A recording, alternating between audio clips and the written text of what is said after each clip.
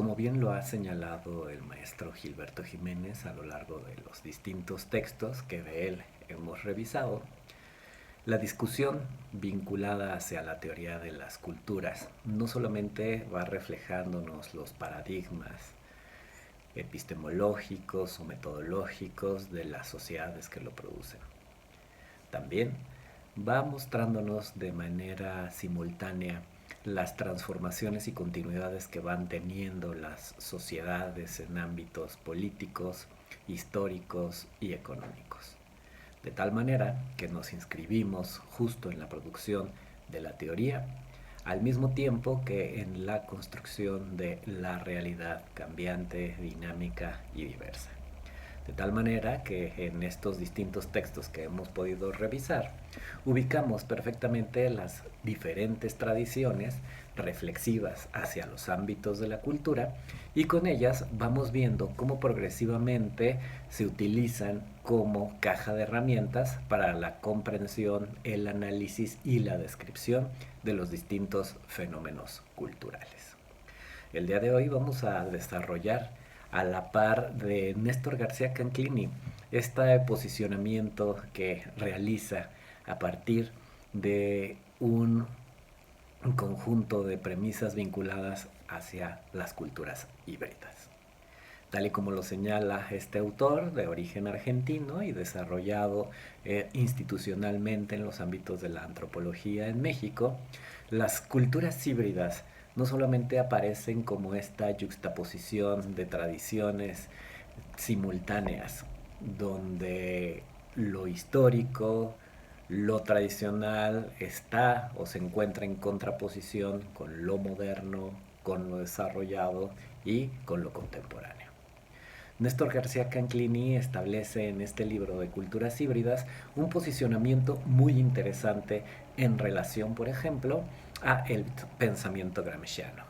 Como lo observábamos en anteriores ocasiones, Gramsci establece un conjunto de reflexiones para ubicar esta articulación dicotómica entre las culturas hegemónicas y las culturas subalternas.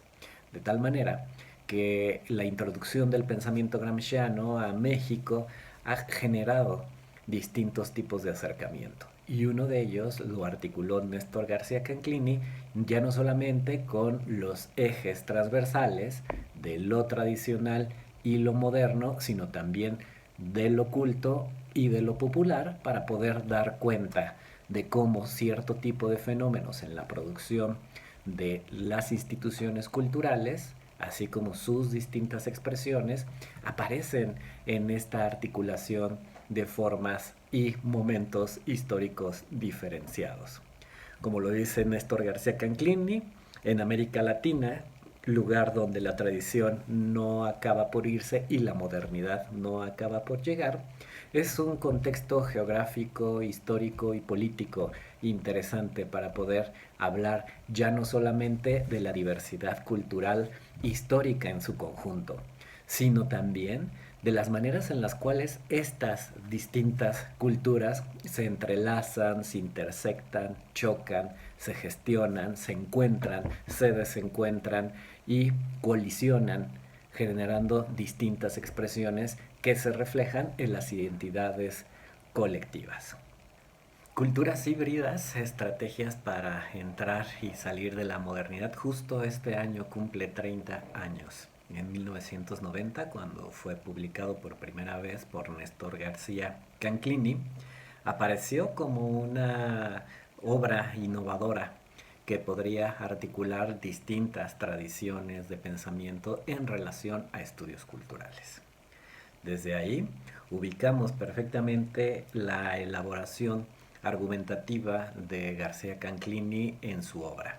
cuando va a hablar acerca de las distintas dicotomías que han caracterizado los estudios culturales y la manera en la cual él complejiza estas relaciones dicotómicas y establece una trama mucho más compleja como un argumento. En América Latina, dice García Canclini, ya no podemos explicar la diversidad de las culturas desde estos ejes de lo moderno o lo tradicional, o desde lo culto, lo popular, o finalmente lo hegemónico y lo subalterno. Para García Canclini, estos polos, más que ser dicotómicos, son membranas que se encuentran. De tal manera que cuando habla sobre que no podemos observar este enfoque dicotómico para explicar lo culto y lo popular, el folclore, la melancolía o los temas relacionados con las identidades locales o las expresiones culturales dentro de los museos, nos dice más bien la manera en la cual estas culturas articulan tradiciones distintas,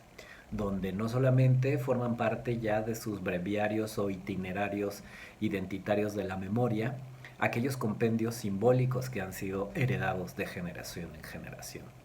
Más bien, su manera en la cual estos compendios son articulados, por ejemplo, con la cultura de masas,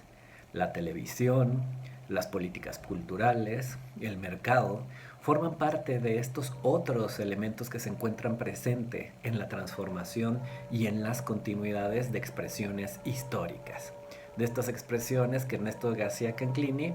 nos habla que desbordan sus territorios originarios y comienzan a impregnar distintos espacios, generando nuevas formas de organización simbólica y orientaciones pragmáticas en la ejecución de la cultura. En América Latina la tradición no se ha superado. La historia regional, los elementos de la memoria, los hitos que le han dado identidad a las culturas nativas no han sido superados por los proyectos de racionalidad, de orden ni de progreso. Para Néstor García Canclini, hablar de la modernidad desde 4 formas distintas de proyectos establecería un acercamiento comprensivo a lo que es las culturas contemporáneas en América Latina. En un primer momento nos habla de un proyecto emancipador, lo cual implica la secularización de los campos culturales, la autoproducción expresiva y autorregulada de prácticas y bienes que se desenvuelven de manera autónoma a las instituciones. Por otro lado está el proyecto expansivo, que es la tendencia de la modernidad, que busca extender el conocimiento y la posición de la naturaleza, la producción, la circulación y el consumo de bienes a partir de campos y mercados culturales que van más allá de sus coberturas locales y regionales. Por otro lado se encuentra el proyecto renovador, que es una manera continua de innovar los signos de distinción y de reformar sus formas expresivas en términos éticos y estéticos. Y finalmente el proyecto democratizador, que es el cuarto movimiento de la modernidad que confía en el arte y en la educación para lograr una evolución moral y racional. De tal manera que desde estos 4 movimientos la modernidad se tiene que comprender de forma coyuntural, de manera en la cual esta modernidad va generando cierto tipo de proyectos en términos del uso de la razón, del uso de la eficiencia, del uso de la productividad, del uso del orden, el uso del progreso, pero que en su aplicación tiene un conjunto de normas, de usos y de morales diferenciadas que lo aplican de manera simbólica acorde a sus posiciones frente a las culturas hegemónicas. De tal manera que para Néstor García Canclini la práctica, los saberes, las creencias que representan cierto tipo de identidades no están de manera abstracta u homogénea inscritas dentro de una organización de la sociedad. Todo lo contrario, para Néstor García Canclini están articuladas todas estas identidades a partir de un conjunto diferenciado y jerarquizado de posiciones que están impuestas a partir de formas históricas, de formas políticas y de manifestaciones económicas. Es ahí que observamos, por ejemplo, cómo van fluctuando en términos epistemológicos las categorías que tienen que ver ya no solamente con la raza y con la clase, sino también con lo moderno y lo tradicional, para hablar acerca de cómo se generan estas coyunturas donde lo hegemónico en otro momento genera tanta presión sobre lo subalterno y crea sus propias condiciones para ser superado por una nueva hegemonía. De esta forma, Néstor García Canclini, a lo largo de su libro, Culturas híbridas, va a encontrar distintos ejemplos para mostrarnos de una manera muy evidente esto que acabamos de señalar. El desencuentro o la yuxtaposición. Estamos hablando de una articulación de capas de significado diferenciados, históricamente situados y que van articulando a partir de la praxis social un conjunto de nuevas manifestaciones. Y la materia prima para generar estas hipótesis de la transformación de las culturas a partir de su hibridación es desde la producción artística que tiene América Latina en cuanto a la música, el cine, la literatura, el teatro, las distintas representaciones vinculadas hacia los medios masivos de comunicación, donde García Canclini encuentra perfectamente estas transformaciones. En un sentido mucho más específico, cuando nos habla, por ejemplo, del folclore, nos habla cómo esta invención que sucede de parte de las culturas hegemónicas, aquellas que les dan sentido, significado y un orden en términos de una moral establecida, con lo cual se revaloran hitos de la historia a partir de la nostalgia, de la melancolía, donde cada uno de los distintos grupos sociales deposita un conjunto permanente de significados que son transformados a partir del uso de las instituciones de la cultura. De tal manera, aquello, por ejemplo, que produce cierto tipo de nostalgia, cierto tipo de paisajes costumbristas, cierto tipo de orientaciones bucólicas hacia tiempos pasados, van formando parte de aquello que señala García Canclini como las maneras en las cuales estos dispositivos del poder también nos enseñan no solamente a consumir, sino también a desear, a recordar y sobre todo a poder construir necesidades para estas satisfacciones culturales de la sociedad. El folclore, por ejemplo, nos habla de representaciones de un tiempo específico, así como también de cierto tipo de estados anímicos que exaltan identidades que en algún momento son depositarias de un conjunto de símbolos y significados. El folclore puede ser entendido como una representación de lo regional frente al contexto de lo nacional. Para Néstor García Canclini, el folclore está representado de una manera muy evidente dentro de las salas de los museos, dentro de los mapas y de las organizaciones cartográficas, así como por ejemplo de los distintos recuentos estadísticos que responden la pregunta de dónde venimos, quiénes somos y cómo estamos distribuidos. Es de esa forma que esto que aparece como parte de la expresión del pueblo, simple y sencillamente es un proceso de resignificación desde lo hegemónico, donde lo folclórico establece a un proyecto de poder que en muchos casos está articulado con un proyecto de nación, con un proyecto de identidades nacionales y con un conjunto de valores y códigos morales para establecer el nosotros que refleje parte del espíritu de un tiempo determinado. De esta manera, escapándonos de las dicotomías entre lo tradicional, lo moderno, lo hegemónico y lo subalterno, y mirándolas mucho más articuladas como relaciones inseparables, intrínsecas la una de la otra, hablaríamos de tal manera sobre el dinamismo que van teniendo este tipo de manifestaciones de la cultura para posicionarnos en distintos momentos en su transformación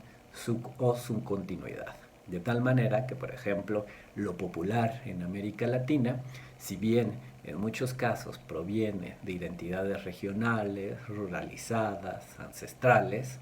muchas veces va siendo consumido a partir de los aparatos de comunicación y de la visión hegemónica que le da el poder y transforma sus significados. De tal manera que esto lo podemos observar de una manera muy contundente, por ejemplo, con las figuras relacionadas con los museos. Los museos que durante mucho tiempo le dieron cabida, por ejemplo, a colecciones arqueológicas, de las cuales nos relataban este gran acontecimiento de las culturas prósperas antes de la llegada de los españoles y que finalmente no podían acomodar qué había sucedido con ese desencuentro de las culturas, sin poder explicar, por ejemplo, las poblaciones indígenas contemporáneas que se ubicaban en las periferias de las ciudades, pero que sin embargo las egregias salas de museos de antropología o de historia regional de cada una de las ciudades de América Latina representaban la magnitud de la riqueza de esto que en lo contemporáneo no se podía explicar. La diversidad de las culturas, por ejemplo, representada con los sectores vinculados hacia un análisis de clases sociales, se encontraban en este sector de lo popular, en este sector que se encontraba justo a las orillas de lo hegemónico, a las orillas de las clases altas de la sociedad o las clases medias y que correspondían a estas fuerzas vivas de producción de significado. Estas fuerzas que se adaptan a contextos diferenciados por provenir de dinámicas migratorias y que en ese proceso de adaptación van generando nuevas formas de comprensión y de intervención de los territorios. De tal manera que la modernidad no suprime a las culturas populares como podríamos advertirlo de una manera dicotómica. Así como también las culturas campesinas y tradicionales